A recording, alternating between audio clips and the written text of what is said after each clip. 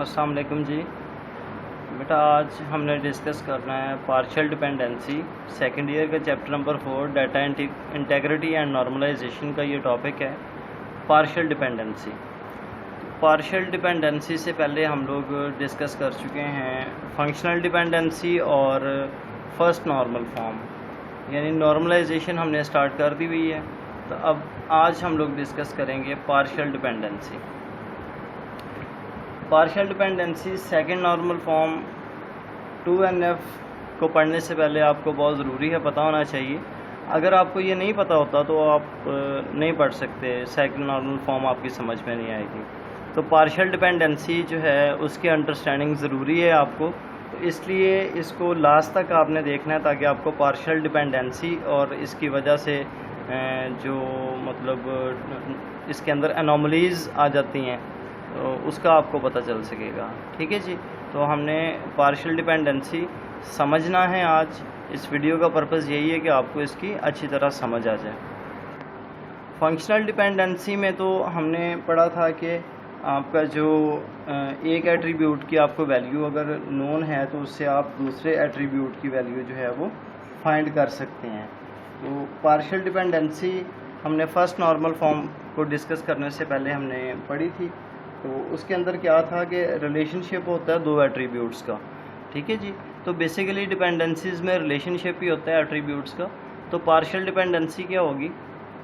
A type of dependency in which one or more non key attributes are functionally dependent on a part of primary key is called partial dependency.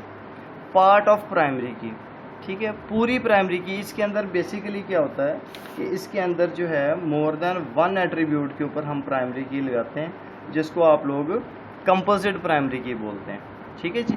तो उस जो ये की attributes होते हैं उनके ऊपर डिपेंड करते हैं आपके नॉन की एट्रीब्यूट्स। ठीक है जी। आपके नॉन की एट्रीब्यूट्स जो है वो कंपोजिट प्राइमरी की में के ऊपर पूरी के ऊपर डिपेंड नहीं करते, पार्शली, यानी उसका पार्ट एक डिपेंड कर रहा होता है। ठीक है। तो अब इसके अंदर आपको ज़्यादा समझ आएगी। ये एक हमने टेबल क्रिएट किया है जी एम्प्लॉय आईडी का। इसके अंदर एम्प्लॉय का टेबल है। इसके अंदर क्या है जी? एम्प्लॉय आईडी है, नेम है, डिपार्टमेंट नेम है, सैलरी है उसकी, कोर्स टाइटल है और डेट कंप्लीटेड। अब देखें इसके अंदर एम्प्लॉय आईडी के ऊपर जो है वो प्राइमरी की लगी हुई है और कोर्स टाइटल है। अब इन दो एट्रीब्यूट्स के ऊपर आपकी कंपोजिट प्राइमरी की लगी हुई है। ठीक है जी। इसके अंदर हमने डिटेल्स ऐड कर दी हैं। इसके अंदर टपल्स जो हैं उसके अंदर वैल्यूज़ जो इंक्लूडेड हैं उसके अंदर एम्प्लॉय आईडी है 100, नेम है अहमद, मार्केटिंग इसका डिपार्टमेंट है, सैलरी 25,000 है और इसका कोर्स टाइटल क्या? एडवर्टीज़मेंट। ठीक है जी। और इसकी डेट कब कंप्लीट हुई है जी? इस कोर्स की एडवर्टीज़मेंट का जो कोर्स इसने किया है वो 19/6/2006 को कंप्लीट हुआ। इसी तरह फिर यही एक एम्प्लॉई है, इसका मार्केटिंग डिपार्टमेंट है, 25,000 इसकी सैलरी, इसने सर्वेज़ का भी कोर्स किया है जो कि 10/9/2006 को कंप्लीट हुआ। ठीक हो गया जी, तकरीबन 3 माह बाद। फिर एक 140 आईडी है नज़ीर के नाम से, उसका डिपार्टमेंट है अकाउंटिंग, 19,000 उसकी सैलरी है और उसने कोर्स किया MS एक्सेल का और वो 12/8/2007 को कंप्लीट हुआ।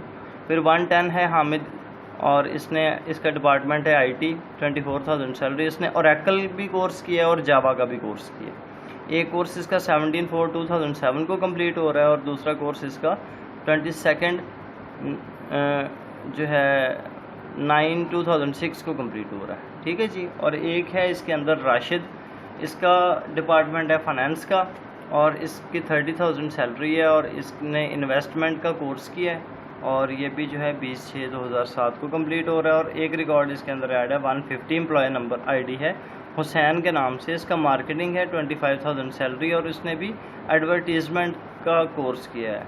ठीक है जी। और ये 19/6/2007 को कंप्लीट हो रहा है।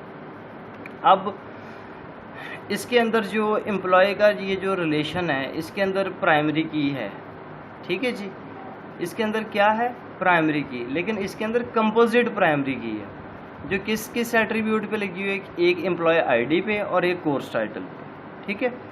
अब ये दो की एट्रीब्यूट्स हैं और इनको प्राइम एट्रीब्यूट्स भी बोलते हैं। ठीक है। और बाकी जो होंगे वो आपके क्या होंगे? नॉन की एट्रीब्यूट्स, यानी एम्प्लॉय आईडी के ऊपर की लगी हुई है यहाँ पे देखें, और कोर्स टाइटल के ऊपर की लगी हुई है। ये आपके की एट्रीब्यूट्स हैं। बाकी नेम, डिपार्टमेंट नेम, सैलरी और डेट कंप्लीटेड आपके नॉन की एट्रीब्यूट्स हैं। ठीक है जी। अब देखें, अब फंक्शनल डिपेंडेंसीज क्या हैं इस रिलेशन के अंदर। एम्प्लॉय आईडी के ऊपर नेम, डिपार्टमेंट नेम और सैलरी डिपेंड कर रही है। ठीक है जी, ये डिपेंडेंट है, नेम, डिपार्टमेंट नेम और सैलरी ये डिपेंडेंट है किसके ऊपर, एम्प्लॉय आईडी के ऊपर। ठीक है, और डेट कंप्लीटेड किस चीज़ के ऊपर डिपेंडेंट है, एम्प्लॉय आईडी और कोर्स टाइटल के ऊपर। ये फंक्शनल डिपेंडेंसीज हैं इसके अंदर। अब देखें, इसमें एक से ज़्यादा एट्रीब्यूट्स डिपेंड कर रहे हैं। अब हमने जब आपके ये जो फंक्शनल डिपेंडेंसीज पढ़ी थी तो उसके अंदर क्या था कि आपके जो है वो एक एट्रीब्यूट की वैल्यू से दूसरे एट्रीब्यूट की वैल्यू फाइंड कर रहे थे।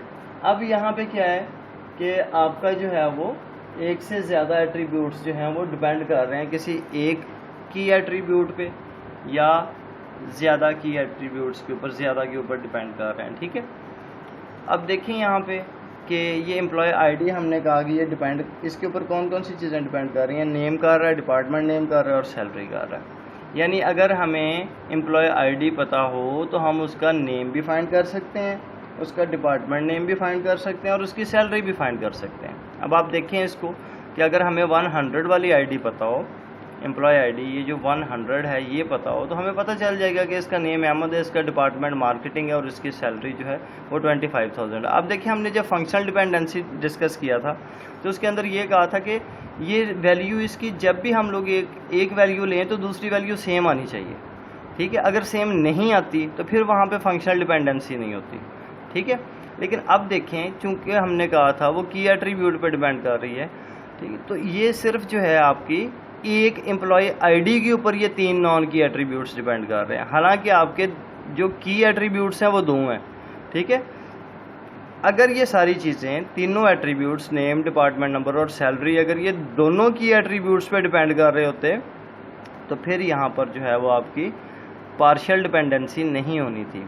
ठीक है, तो यहाँ पर आपकी पार्शियल डिपेंडेंसी है कि पार्शियल कहते हैं हिस्से को। अब ये 2 की एट्रीब्यूट्स हैं, दोनों में से एक पे डिपेंड कर रहे हैं। ये बेसिकली पार्शियल डिपेंडेंसी क्या है कि वो 2 जो आपके की एट्रीब्यूट्स हैं उनमें से किसी एक पे डिपेंड कर रही है।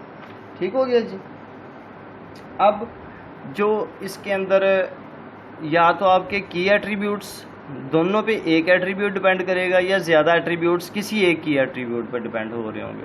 ठीक है, अब जो दूसरी हमने यहाँ पे डिस्कस की थी कि एम्प्लॉय आईडी और कोर्स टाइटल ये दोनों की एट्रीब्यूट्स हैं।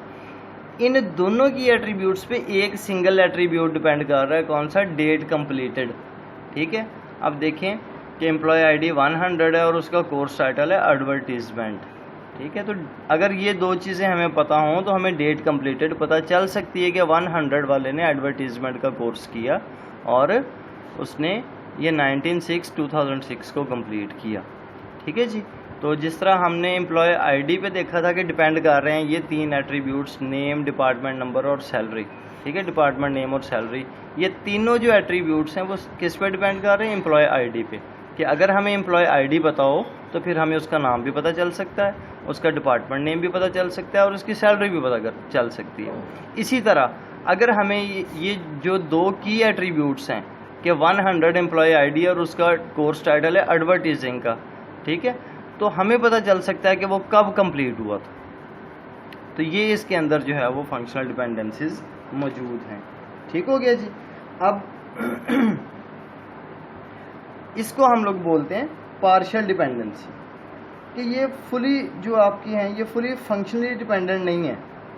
ठीक है जी, कंप्लीट की पे कि ये नेम, डिपार्टमेंट नंबर और सैलरी जो ये पूरी तरह से की एट्रीब्यूट्स के ऊपर, दोनों की एट्रीब्यूट्स के ऊपर डिपेंडेंट नहीं है, एक पे है।